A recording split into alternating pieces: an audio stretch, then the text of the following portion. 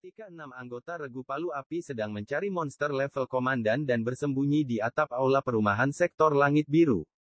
Sekitar 30 km dari kota tingkat negara tanda pagar 0201 di jalan raya yang hancur adalah kelompok pejuang elit beranggotakan 6 orang yang bergegas menuju kota tingkat negara tanda pagar 0201. Mereka berenam memiliki medali berbentuk harimau di saku kiri seragam tempur mereka. Ini adalah pasukan taring harimau, kota Jiangnan yang terkenal. Ada 6 orang di Regu Taring Harimau, 2 di antaranya menggunakan senjata pemanas, dan 4 lainnya menggunakan senjata dingin. 2 dari 4 yang menggunakan senjata dingin adalah petarung level Panglima Perang, dan 2 lainnya adalah petarung level prajurit tingkat lanjut. Dan 2 yang menggunakan senjata panas juga setingkat Panglima Perang. Sebenarnya, selama kamu punya cukup talent, experience, dan waktu, cukup mudah untuk mencapai level Warlord menggunakan senjata yang dipanaskan. Karena mereka mengandalkan senjata dan peluru mereka. Han tua, apakah kamu sudah menemukan posisi lelaki tua itu? Tanya Zhang Zehu dengan suara kecil. Zhang Zehu ini memang salah satu dari 6 anggota Regu Taring Harimau, dan merupakan petarung tingkat prajurit tingkat lanjut. Dalam hal kekuatan, Regu Taring Harimau sangat kuat. Anggota terlemah keduanya adalah petarung tingkat prajurit tingkat lanjut, dan keduanya hampir tidak jauh dari tingkat Panglima Perang. Menurut sinyal suar yang kutinggalkan pada lelaki tua itu, mungkin jaraknya 40 km dari kita. Menurut saya itu ada di kota tingkat negara tanda pagar 0201 di depan. Kata pria yang memegang dan melihat instrumen seperti kompas. Akhirnya mengonfirmasi posisi. Jika kita bisa memburu lelaki tua ini kali ini, kita saudara akan menjadi kaya. Orang-orang dari Regu Taring Macan tertawa. Ketika mereka berburu monster sebelumnya, mereka menemukan monster tipe serigala, hunter, secara kebetulan.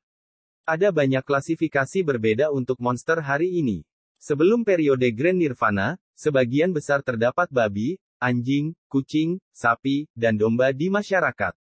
Jadi kebanyakan monster saat ini kebanyakan tipe babi, tipe anjing, tipe kucing, tipe sapi, tipe domba, tipe ular, del. Monster seperti rubah, monyet, kalajengking, serigala, harimau, dan jaguar lebih langka. Serigala, harimau, dan jaguar sudah kuat, jadi setelah mutasi, mereka menjadi sangat mengerikan. Tentu saja, karena ada begitu banyak monster biasa, beberapa di antaranya menjadi keberadaan yang mengerikan. Misalnya, salah satu monster tipe kucing adalah eksistensi legendaris, kucing iblis 9 kehidupan. The Nine Life Demon Cat adalah monster paling menakutkan dalam kategori monster tipe kucing. Ia memiliki 9 ekor, dan kekuatannya melampaui pemimpin gerombolan. Di seluruh dunia, itu dianggap sebagai salah satu monster paling menakutkan di peringkat. Karena monster tipe serigala memiliki kemampuan reproduksi yang tinggi, petarung seringkali dapat bertemu dengan beberapa monster tipe serigala dalam dekade terakhir ini. Dan, hunter, adalah salah satu mutasi paling mengerikan dalam kategori monster tipe serigala. Mereka juga disebut Raja Serigala, Serigala Bulan Perak, setiap Serigala Bulan Perak praktis mandiri, dan mereka suka berburu monster dan petarung lain. Karena mereka juga licik dan kejam, mereka mendapat nama hunter. Sampai sekarang, serigala bulan perak terlemah yang diketahui adalah monster tingkat komandan menengah, jadi kepala serigala bulan perak bernilai kekayaan. Hunter yang kita kejar ini mungkin adalah level komandan tinggi, hampir mendekati level pemimpin gerombolan. Syukurlah, pemburu ini sudah terluka saat kami bertunangan sebelumnya, jadi kami bisa memberikannya luka berat lagi, kata Kapten Regu Taring Macan. Seorang pria berkulit gelap, kurus, pendek dengan suara kecil, sampai sekarang, kita sudah sembuh dan mendapatkan kembali kekuatan kita. Kali ini, kita harus mengambil kesempatan kita dan memburu hunter ini yang kekuatannya telah sangat menurun. Ya, Kapten. 6 anggota Regu Taring Harimau penuh dengan semangat juang. Seorang pemburu mati praktis memiliki penghasilan lebih dari 1 atau 2 tahun. Di atap salah satu aula hunian setinggi 21 lantai di sektor Langit Biru. 5 anggota Regu Palu Api mengarahkan teropongnya ke bawah dan sedang mengamati dengan cermat. Luo Feng memegang teropong dengan tangan kiri dan botol air dengan tangan kanan. Dia minum sedikit air, meletakkan teropong, mengencangkan tutup botol air dan meletakkannya di punggungnya. Baru setelah itu dia terus melihat ke bawah dengan teropongnya lagi. Kapten, apakah kita menunggu dengan bodoh di sini? Tanya Luo Feng. Apa yang kamu mengerti? Gao Feng tertawa sambil meletakkan teropongnya. Di daerah ini, apartemen hunian setinggi 21 lantai sudah cukup tinggi. Dari atap, kami dapat memindai radius 5 km dengan teropong kami. Seberapa besar kota tingkat negara? Tentu saja, karena beberapa bangunan tertutup, efisiensi kami tidak terlalu tinggi. Namun, efisiensi ini sudah sangat tinggi. Semua orang bisa beristirahat dan menemukan monster. Itu cara terbaik. Petik 2. Luo Feng mengangguk. Kapten, kalian lihat ke sini, teriak Zhang tiba-tiba sambil menunjuk ke arah tertentu. Suara mendesing. 4 lainnya lari ke sana, masing-masing memegang teropong dan melihat ke bawah. Luo Feng juga melihat ke arah yang ditunjuk Zhang Ke, dan melalui teropong ia melihat ada babi hutan bertanduk dan babi bulu besi muncul di beberapa jalan di arah barat laut. Mungkin ada total beberapa ratus babi hutan, dan jumlah babi hutan masih meningkat di bidang pandangnya. Mata Luo Feng berbinar. Di salah satu jalan, ada monster aneh yang bergerak perlahan dan memanggil lebih banyak monster tipe babi. Itu benar-benar merah dan tampak seperti tank. Ini adalah tangki haus darah. Kata Luo Feng karena terkejut. Dari monster tipe babi, mereka menempati peringkat tanda pagar 2 kawanan tank haus darah. Ini disebut tank haus darah, tapi mereka juga monster tipe babi. Mereka memiliki skala yang besar dan pertahanan mereka luar biasa. Sepintas menyerupai tank lapis baja, dan pertahanan serta serangannya tidak kalah dengan tank sungguhan sama sekali.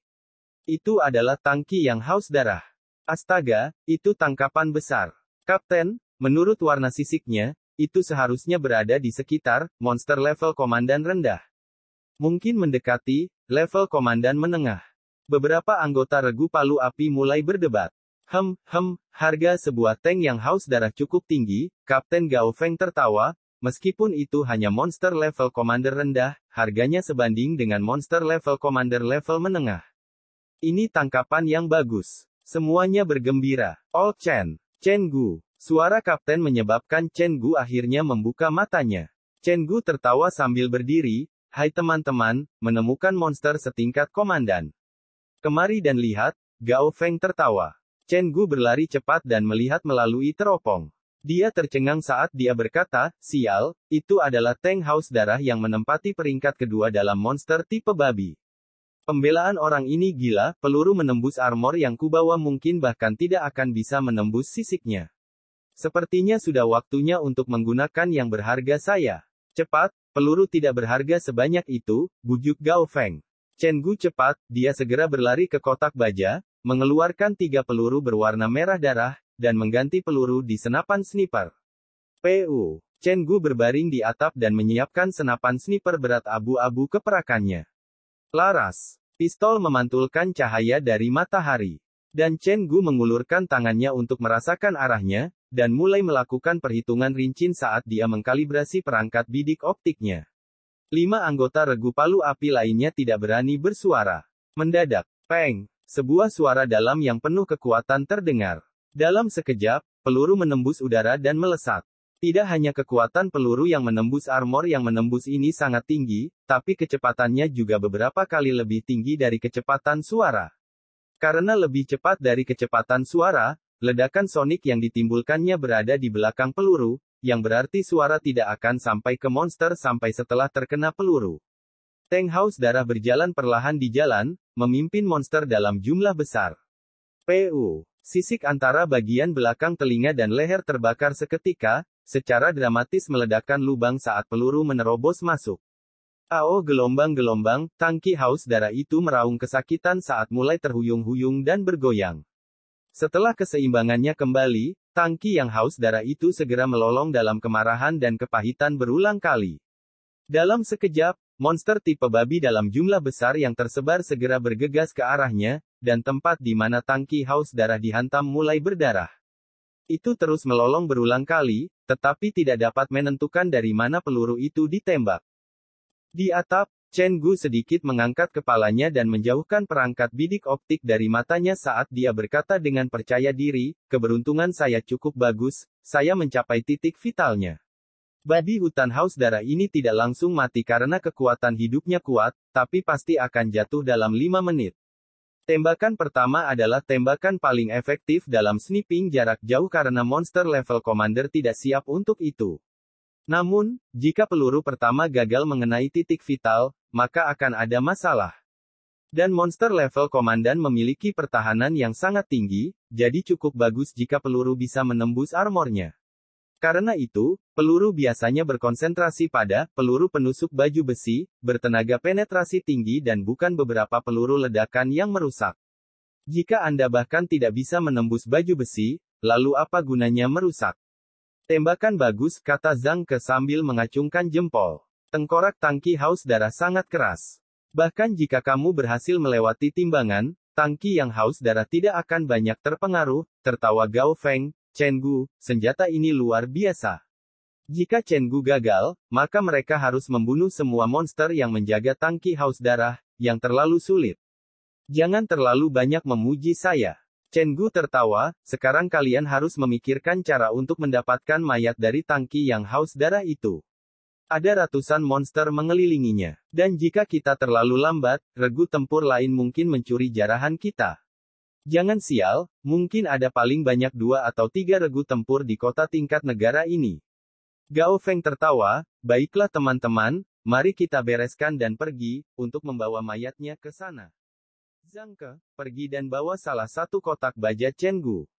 Perintah Gao Feng. Ya, Kapten. Tombak Zhang Ke menuju ke arah Chen Gu, di mana Chen Gu saat ini sedang membongkar senapan snipernya yang berat dan memasukkannya kembali ke dalam kotak kayu. Dia memasukkan kotak kayu dan amunisi dalam jumlah besar ke dalam kotak baja dan menyerahkannya kepada Zhang Ke.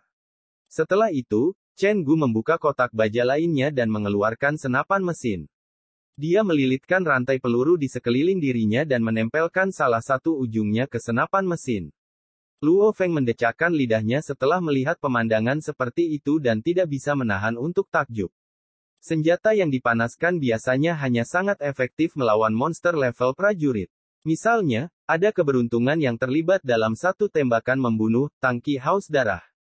Dengan tubuh yang begitu besar dan tengkorak yang kokoh, bahkan jika tank yang haus darah terkena peluru, biasanya tidak akan berpengaruh sama sekali. Begitu, ada sangat sedikit tempat di mana Anda bisa membunuhnya dalam satu pukulan. Seperti mata, tepat di bawah kopiah, dan di belakang telinga. Anda harus sangat akurat saat memotret. Pertama, Anda membutuhkan keterampilan, dan kedua, Anda membutuhkan keberuntungan. Jika tangki haus darah hanya sedikit lebih berhati-hati, atau bahkan jika hanya mengubah arahnya, tembakannya akan meleset.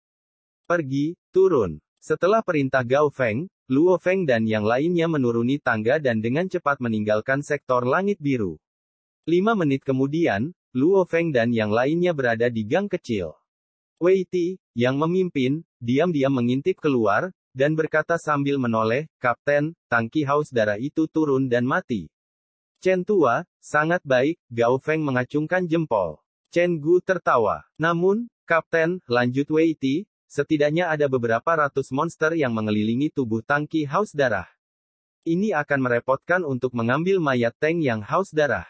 Ini adalah bagian yang menjengkelkan dari membunuh monster level komandan dengan serangan jarak jauh. Bahkan jika Anda berhasil, mengambil bahan berharga dari mayat juga sangat berbahaya. Namun, ini jauh lebih aman daripada membunuh monster level komandan di kawanan monster.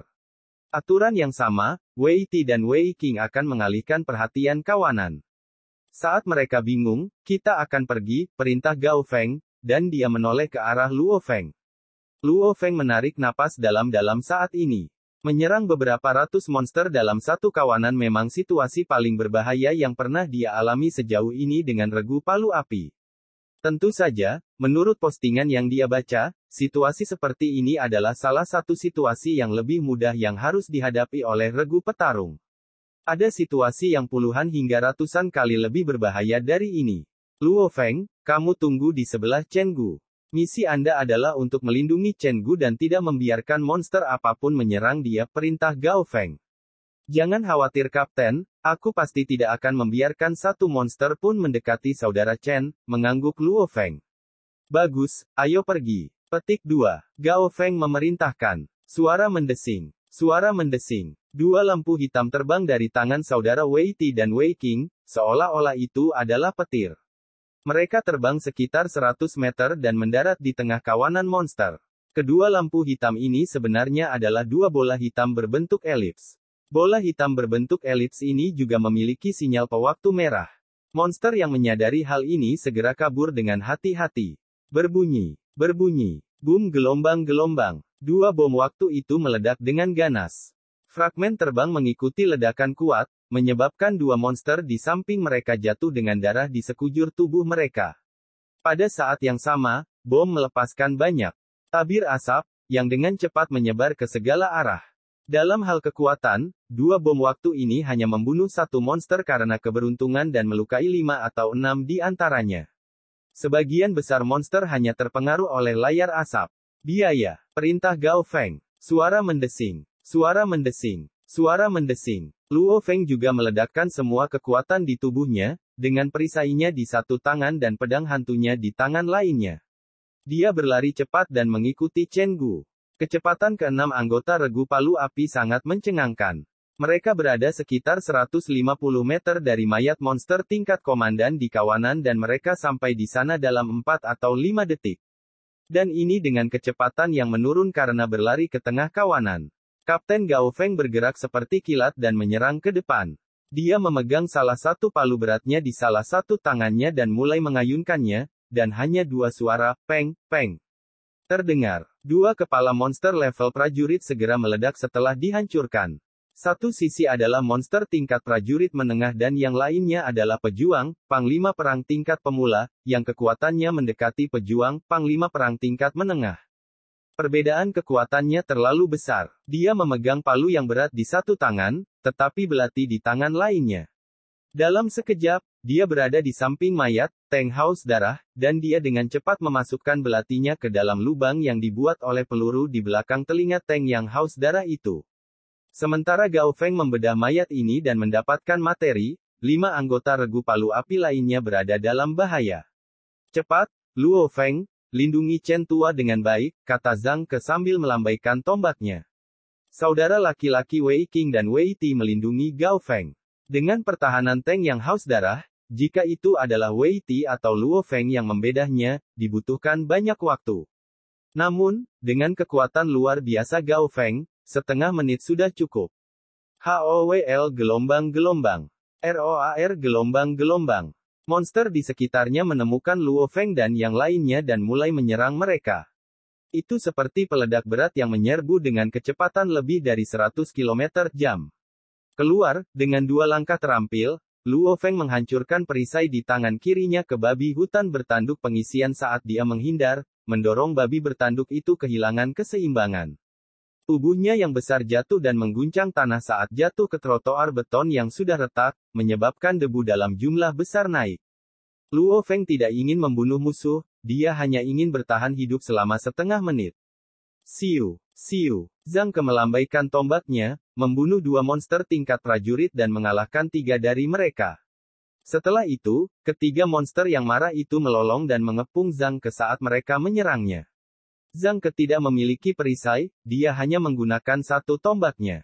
Tidak bagus, setelah menebas dengan tombaknya, wajah Zhang Ke berubah. ROAR gelombang-gelombang, kecepatan pengisian babi hutan besi setidaknya 50 meter per detik. Ukuran bodinya memang seperti truk kecil, tapi kecepatannya menyaingi mobil sport. Dan tidak hanya Zhang Ke tidak punya waktu untuk memblokir, tetapi juga ada 3 monster yang mengelilinginya di depan. Saya akan menerima luka berat kali ini. Zhang Ke mengatupkan giginya. Peng! Sebuah bayangan muncul dari samping dan menginjak tubuh bulu besi yang sedang mengisi. Melakukannya dalam kecepatan tinggi seperti itu akan menyebabkan Anda kehilangan banyak kendali atas tubuh Anda. Babi bulu besi juga kehilangan kendali setelah diinjak dan langsung terjatuh. Namun, itu dengan cepat merangkak kembali. Saudara Zhang, mari kita bertahan di sini, kata Luo Feng. Luo Feng, terima kasih. Teriak Zhang Ke penuh terima kasih. Jika bukan karena Luo Feng, Zhang Ke pasti akan menerima luka berat. Zhang Ke berpikir dalam hati, membiarkan Luo Feng bergabung dengan regu palu api memang ide yang bagus. Dan langkahnya sangat cepat dan gesit. Teknik hebat, memuji Chen Gu yang berada di bawah perlindungan. Pada saat ini, ada beberapa ratus monster dalam kawanan, dan pertarungan antara Luo Feng dan beberapa lusin pada awalnya segera menarik lebih banyak monster. Syukurlah, tabir asap menghalangi penglihatan mereka dan kawanan tersebut belum dapat secara efektif mengeluarkan kekuatan penuh mereka. Tidak bagus, Kapten, cepat. Wei Ti tidak bisa membantu tetapi berteriak. Dengan setiap detik berlalu, situasi regu palu api memburuk. Monster yang mengelilingi mereka dengan cepat bertambah jumlahnya. Chen Gu, tembak. Perintah Gao Feng yang sedang berjongkok di samping mayat Teng yang haus darah dan dilindungi oleh Wei Jia bersaudara. Iya, Chen Gu menjilat bibirnya dan tersenyum kejam. Luo Feng dan Zhang Ke, yang berada di samping Chen Gu, segera mundur. Saat Chen Gu menekan pelatuknya, tutu gelombang-gelombang, aliran cahaya menyembur keluar dari moncongnya seperti orang gila. Setiap peluru adalah peluru penusuk baju besi mahal yang dibeli Chen Gu. Mereka bahkan sedikit mengancam monster level komandan. HOWL gelombang. Dalam sekejap, monster dalam jumlah besar mulai melolong kesakitan saat peluru penusuk armor yang ditembakkan dengan gila mulai memasuki tubuh mereka. Monster-monster ini memiliki vitalitas yang kuat, jadi mereka biasanya tidak mati bahkan setelah ditembak. Hanya dengan menembaki kepala mereka, Anda dapat membunuh mereka dalam satu tembakan. Peluru penusuk armor ini tidak akan menembus tengkorak monster level komandan, tapi biasanya tidak ada masalah dengan monster level prajurit. Peng! Salah satu cairan cerebrospinal monster itu terbang keluar. PU. Salah satu monster yang jatuh memiliki lubang lain di tubuhnya. Haha, mati, seolah-olah Chen Gu menjadi gila, peluru menembus armor ke Luo terus mengalir dari moncong senjata. Peluru hampir menekan seluruh sisi kawanan. Luo Feng dan Zhang Ke menghentikan sisi lain monster untuk menyerang Chen Gu. Saat pistol ditembakkan, monster di tabir asap dapat dengan cepat menentukan arah yang benar dan menyerang dengan liar. Saat melawan kawanan, keterampilan Chen Gu dengan senapan mesin membuat satu petarung setara dengan 10 petarung. Namun, saat senapan mesin ditembakkan, itu menarik perhatian monster lain. Oke, ayo pergi. Chen Gu, yang selesai memanen materi, memerintahkan dengan suara rendah, yang membuat Luo Feng dan yang lainnya menghela nafas lega. Suara mendesing. Keenam anggota regu palu api mulai melarikan diri. RUMBLE gelombang-gelombang, ratusan monster yang marah mulai mengejar mereka. Satu monster yang sedang berlari sudah cukup untuk mengguncang tanah beton. Ratusan dari mereka berlari bersama membuatnya tampak seperti gempa bumi yang sedang terjadi. Seluruh jalan dan bahkan reruntuhan rumah dan apartemen di samping mereka mulai bergetar. Mereka bahkan mengeluarkan gema gemuruh. Kawanan pasti menakutkan, Luo Feng menoleh dan melihat ke belakang. Ratusan monster yang cukup gila untuk hampir menjadi gila secara praktis terbang ke arah mereka, jadi itu adalah pemandangan yang cukup mengejutkan. Di sini, pasukan pemadam kebakaran segera menyelinap ke sebuah gang. Gang itu sangat sempit, jadi dua monster tidak bisa berjalan berdampingan pada saat yang bersamaan, mereka hanya bisa masuk satu per satu. Memanfaatkan hal ini, regu pemadam kebakaran terus menyelinap ke gang-gang kecil di daerah-daerah binaan. Mereka segera menyingkirkan seluruh kawanan monster. Setengah jam kemudian, Luo Feng dan yang lainnya dengan diam-diam datang ke atap hotel setinggi 18 lantai. Haha, semua orang melakukan pekerjaan dengan baik. Kali ini, Kapten Gao Feng tertawa, Chen Gu, tembakan itu brilian. Luo Feng, kamu juga hebat, kamu menyelamatkan Zhang Ke. Yup, Teng haus darah, ini adalah monster level komandan menengah, dan merupakan salah satu monster level komandan menengah yang paling sulit untuk diburu. Kami yakin mendapat sedikit uang kali ini. Saya tidak menyangka bahwa kami akan menghasilkan sebanyak ini pada hari pertama kami yakin benar saat kami mulai. Saya perkirakan seiring berlalunya bulan ini, pendapatan kami tidak akan kecil sama sekali. Luo Feng, Chen Gu, dan yang lainnya mulai tertawa satu per satu. Luo Feng melihat jam komunikasi taktisnya dan terkejut, panggilan telepon. Bahkan jika seseorang menelepon, jam tangan komunikasi taktis ini tidak akan mengganggu petarung. Petarung harus melihat arlojinya sendiri untuk mengetahui apakah seseorang memanggilnya. Ini dari rumah, tertawa Luo Feng, dan dia memberikan perintah suara, telepon kembali. Bip, bip, bip, bip. Jam tangan komunikasi taktis menelepon rumah Luo Feng.